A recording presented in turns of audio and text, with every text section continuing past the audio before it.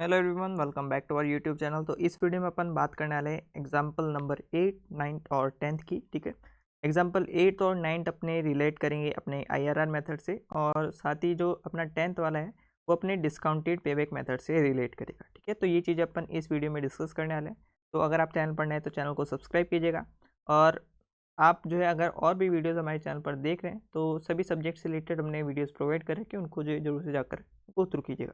चलिए इस वीडियो को स्टार्ट करते हैं। तो जैसा कि मैंने आपको पहले ही बताया कि जो एग्जाम्पल्स है वो कुछ ही लोग देखते हैं, और अगर कुछ ही लोग देख रहे हैं, जैसे कि 10 में से अगर 2 लोग देखते हैं तो 2 लोग यहाँ पर पूरा अच्छे से अंडरस्टैंड कर पाएंगे जो भी यहाँ पर कॉन्सेप्ट होता है उसको। ठीक है, उसी से रिलेटेड अपना एग्जाम्पल 8, 9, 10 है। ठीक है, जिसमें थोड़े थोड़ी कॉन्सेप्ट की जो यहाँ पर बात की जाती है। सबसे पहले बात करेंगे कि आईआरआर मेथड में आपको डिसीजन मेकिंग कैसे करनी है, क्योंकि अभी तक आईआरआर के अपन ने फॉर्मूले देख लिए, फॉर्मूले कैसे अप्लाई करते हैं और आईआरआर निकालते कैसे। अब बात करेंगे यहाँ पर आईआरआर की डिसीजन मेकिंग कैसे की जाती है, उसको एक्सेप्ट किस बेसिस पर किया जाएगा। तो जैसे भी आप आईआरआर निकाल लेते हो फॉर्मूले लगा के आगे के, ठीक है, उससे रिलेटेड जो है जब भी आप आईआरआर देखोगे तो जो भी क्वेश्चन में कट ऑफ रेट गिवन है या WACC गिवन है कि इतना तो आप कमा ही लोगे, उससे अगर आप ज़्यादा कमा रहे हो, उसके बराबर कमा लेते हो, ठीक है, तो आपको प्रोजेक्ट कर लेना है एक्सेप्ट। पर उससे भी अगर आप कम कमा पा रहे हो, यानी कि IRR is less than cut off rate या WACC, तो उस केस में आपको कर देना है अपना प्रोजेक्ट को रिजेक्ट। ठीक है, तो ये दो सिचुएशन होती है जहाँ पर आपको डिसीजन मेकिंग लेनी पड़ती है। IRR is greater than WACC या इक्वल्स टू WACC तो एक्सेप्ट कर लो, उससे भी कम है तो रिजेक्ट कर दो। ठीक है, तो ये हो जाता है अपने डिसीजन मेकिंग वाला कॉन्सेप्ट। और अब बात करते हैं यहाँ पर इंटरनल रेट ऑफ रिटर्न कैसे रिलेट करता है यहाँ पर म्यूचुअली एक्सक्लूसिव प्रोजेक्ट से। ठीक है, इस केस में अपन बात करेंगे एनपीवी और आईआरआर को एक साथ करते हुए, क्योंकि म्यूचुअली एक्सक्लूसिव प्रोजेक्ट में अपन को डिसीजन मेकिंग करनी पड़ती है थोड़ा अलग सोच के। ठीक है, आईआरआर यहाँ पर काम नहीं आता, एनपीवी को भी अपन देखते हैं। तो वही सिचुएशन यहाँ पर आपकी जो एग्जाम्पल नंबर 8 है और एग्जाम्पल नंबर 9 है उसमें यहाँ पर बताई गई है। ठीक है, म्यूचुअली एक्सक्लूसिव प्रोजेक्ट क्या होते हैं कि अगर आप एक प्रोजेक्ट को सेलेक्ट कर रहे हो, ठीक है, तो आपको दूसरा प्रोजेक्ट यहाँ पर रिजेक्ट करना पड़ेगा, या फिर दूसरे प्रोजेक्ट को एक्सेप्ट कर रहे हो तो पहला वाला प्रोजेक्ट आपको करना पड़ेगा रिजेक्ट। ठीक है, तो एक का एक्सेप्टेंस दूसरे का रिजेक्ट यहाँ पर डिपेंड करता है। तो इस तरह से अपन ने समझ लिया म्यूचुअली एक्सक्लूसिव प्रोजेक्ट क्या होते हैं, और इसी से रिलेटेड एक एग्जाम्पल नंबर 8 भी अपन देखते हैं। तो एग्जाम्पल 8 में बताया गया कि दो प्रोजेक्ट अपने पास हैं, प्रोजेक्ट ए और प्रोजेक्ट बी। दोनों में इन्वेस्टमेंट जो चाहिए, फर्स्ट वाले में अपन को चाहिए 1 लाख का और सेकंड वाले प्रोजेक्ट में चाहिए 5 लाख का। और इसी से रिलेटेड जो कैश इनफ्लोज अपन को गिवन है ईयर 1 में 1,50,000 प्रोजेक्ट ए के, 6,25,000 है अपन के प्रोजेक्ट बी में। और अगर आप आईआरआर के बेसिस पर डिसीजन लो तो 50% रेट आप प्रोजेक्ट ए से कमा रहे हो, और प्रोजेक्ट बी से 25% आप रिटर्न कमा रहे हो। और एनपीवी अगर देखी जाए 10% की रेट लगाकर, तो 36,360 यहाँ पर प्रोजेक्ट ए के बेसिस पर हो रही है कमाई एनपीवी, और प्रोजेक्ट बी के बेसिस पर कमाई हो रही है 68,180। ठीक है, तो जैसा कि मैंने आपको स्टार्टिंग में बोला कि आईआरआर और एनपी दो अलग अलग म्यूचुअली एक्सक्लूसिव प्रोजेक्ट में आपको देखने पड़ते।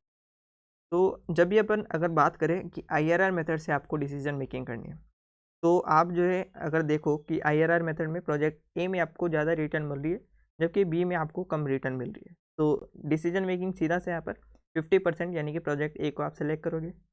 पर अगर बात की जाए एनपीवी मेथड की, एनपीवी मेथड में आप कौन सा प्रोजेक्ट सेलेक्ट करोगे जिसमें ज़्यादा आप एनपीवी कमा पा रहे हो, तो इस केस में अपना जो डिसीजन मेकिंग होगा अपना कि प्रोजेक्ट बी को सेलेक्ट कर लो, क्योंकि प्रोजेक्ट बी में आपको ज़्यादा एनपीवी वो कमा कर दे रहा है। ठीक है, तो इस तरह से जो डिसीजन मेकिंग है वो अफेक्ट करिए, क्योंकि आईआरआर तो बोल रहा है अपन को कि प्रोजेक्ट ई सिलेक्ट कर लो, और एनपीवी बोल रहा है कि प्रोजेक्ट बी सिलेक्ट कर लो। ठीक है, तो यही एक्सप्लेनेशन यहाँ पर नीचे की गई है कि प्रोजेक्ट ए अपन को आईआरआर ज़्यादा कमा कर दे रहा है 50%, जो कि प्रोजेक्ट बी से ज़्यादा है, इसलिए इस केस में तो अपन प्रोजेक्ट ए को सिलेक्ट कर लेंगे। पर एनपीवी का केस अगर देखें तो बी अपन को ज़्यादा कमा कर दे रहा है प्रोजेक्ट ए से, तो उस केस में अपन बी को सिलेक्ट कर लेंगे। तो इस तरह से दो कॉन्फ्लिक्शन की सिचुएशन यहाँ पर आ जाती है। ठीक है, और एक चीज़ और यहाँ पर बताएगी कि अपन प्रोजेक्ट ए को अगर एक्सेप्ट करते हैं तो अपन को 4 लाख का इन्वेस्टमेंट कम करना पड़ेगा। 4 लाख का इन्वेस्टमेंट कम कैसे कि 1 लाख तो कॉमन जो है दोनों पे इन्वेस्टमेंट आपको करना ही पड़ेगा। पर अगर प्रोजेक्ट ए में आप इन्वेस्टमेंट करते हो तो ये जो एडिशनल 4 लाख का और इन्वेस्टमेंट होने वाला है वो आपका नहीं होगा। 1 लाख का तो कॉमनली इन्वेस्टमेंट हो ही रहा है दोनों प्रोजेक्ट में।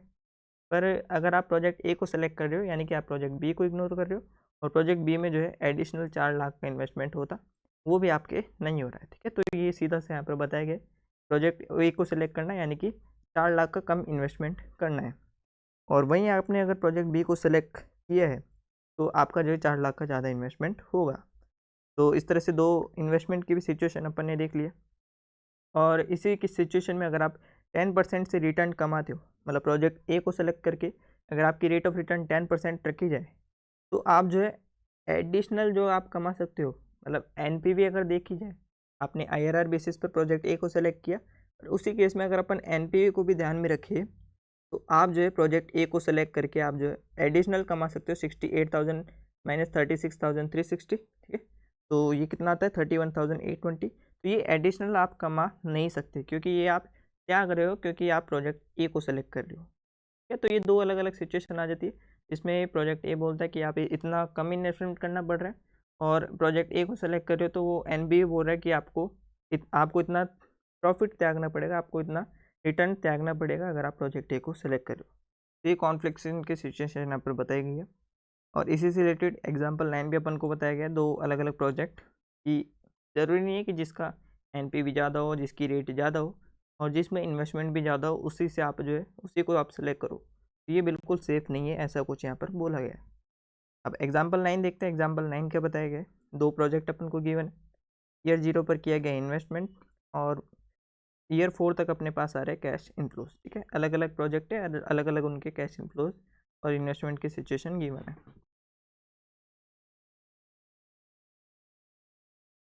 अब सिचुएशन 1 यहाँ पर बात करें, तो सिचुएशन 1 में जो डिसीजन मेकिंग अपन कर रहे हैं वो आईआरआर के बेसिस पर कर रहे हैं। तो अपन क्या करेंगे, 2 अलग अलग रेट अपन को चाहिए, हर एक प्रोजेक्ट की अलग अलग, ठीक है। तो रेट अपन को बताई हुई है कि प्रोजेक्ट ए की जो आईआरआर है वो 46% है, और प्रोजेक्ट बी की आईआरआर है 35%।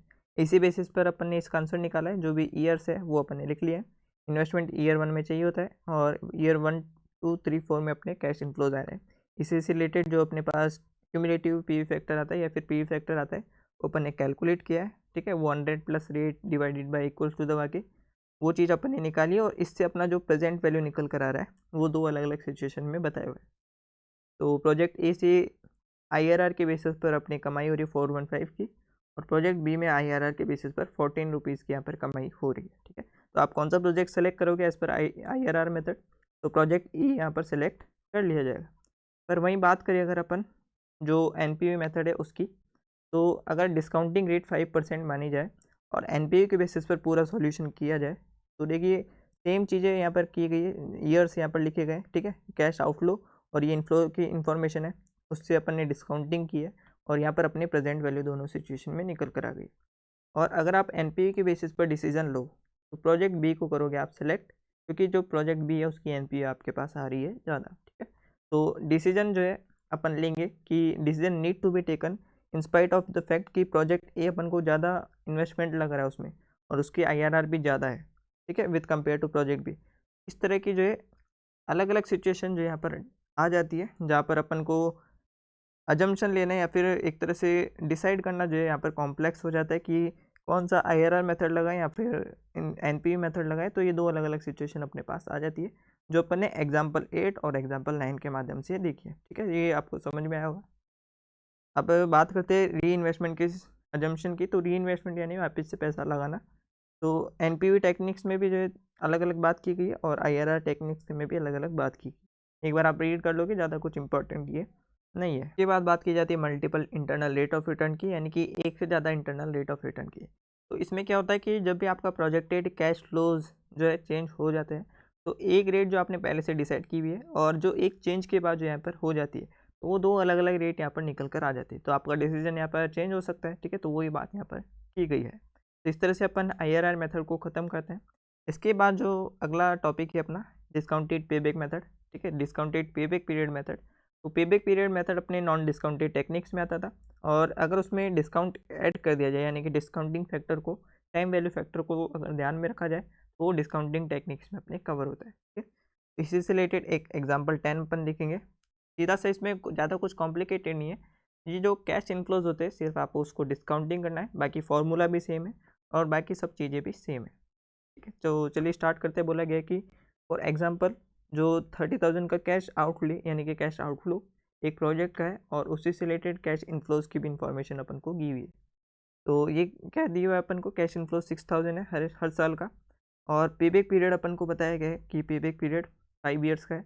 और 5 ईयर का कैसे निकल रहा है, जो 30,000 का कैश आउटले डिवाइडेड बाय 6000, तो वो अपना कैश पेबैक पीरियड यहाँ पर निकल कर आ जाता है। बोला गया कि problem with the payback period is ignore the time value of money, क्योंकि ये नॉन डिस्काउंटेड टेक्निक्स में अपन ने देखा था कि टाइम वैल्यू फैक्टर को यहाँ पर पेबैक पीरियड में कवर नहीं किया जाता है। इसीलिए जो अपन क्या करेंगे, डिस्काउंट करेंगे सबसे पहले कैश फ्लोज को, और फिर जो है निकालेंगे अपन अपना पेबैक पीरियड मेथड। तो उसी को नाम दिया जाता है डिस्काउंटिंग पेबैक पीरियड मेथड, ठीक है। तो सबसे पहले कैश फ्लोज अपन लिख लेते हैं। तो हर एक कैश फ्लो को अपन ने, जो प्रोजेक्ट की लाइफ है 10 साल, तो प्रोजेक्ट की लाइफ तक जो है 10 साल तक अपन ने कैश फ्लो लिखा है, उसको अपन डिस्काउंटिंग करेंगे। जो भी डिस्काउंटिंग फैक्टर क्वेश्चन में गिवन है 15%, उस डिस्काउंटिंग फैक्टर से इस कैश इनफ्लोज को किया गया है सबसे पहले डिस्काउंट, उससे निकाली गई है प्रेजेंट वैल्यू, ठीक है।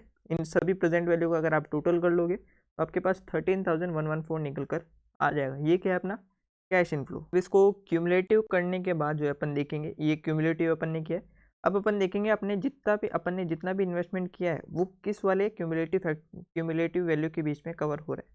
तो आपका जो इन्वेस्टमेंट था, अगर आप देखोगे 30,000 का इन्वेस्टमेंट था, और वो 30,000 का इन्वेस्टमेंट किस वैल्यू के बीच में आपको कवर हो रहा है, वो चीज़ आपको देखनी पड़ेगी। तो देखिए, दो वैल्यूज़ के बीच में यहाँ पर आपका आंसर नहीं आ रहा है। 13,114 आपके जो है ईयर 10 पर कंप्लीट हो रहा है, यानी कि जो आपने कैश आउटफ्लो किया है वो आपको कब कमा कर दे रहा है, ईयर 10 तक वो आपको पूरा कमा कर दे रहा है। ये अप्रॉक्सीमेशन है, क्योंकि 114 जो है वैल्यू, आप जो है थोड़ा बहुत अप्रॉक्सीमेट करके अपना आंसर दे सकते हैं कि 114 ज़्यादा कुछ वैल्यूएबल नहीं है यहाँ पर, ठीक है। तो 13,000 अप्रॉक्सीमेटली आप 10 ईयर के आसपास कवर कर लोगे, ठीक है। तो सॉल्यूशन में भी ये बताइए कि जो डिस्काउंटेड पेबैक मेथड है उसके अकॉर्डिंग जो आपका जो आंसर है, यानी कि जो आपको प्रोजेक्ट कमा कर देगा वो अप्रॉक्सीमेटली 10 साल तक वो कमा कर दे देगा।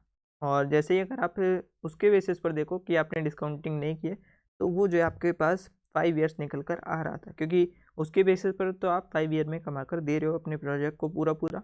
पर अगर आप डिस्काउंटिंग करो और टाइम वैल्यू को ध्यान में रखो, तो वो बताते हैं कि आपको 10 ईयर्स के बाद में ही अपना जो प्रोजेक्टेड आउटफ्लो था वो कमा कर मिल जाएगा, ठीक है। तो इस तरह से दो अलग अलग सिचुएशन यहाँ पे आ जाती है कि अगर आप डिस्काउंटिंग नहीं करते तो सॉल्यूशन अलग आता है, और डिस्काउंटिंग करके अपना जो आंसर निकालते तो उस सिचुएशन में आपके आंसर अलग आता है, ठीक है।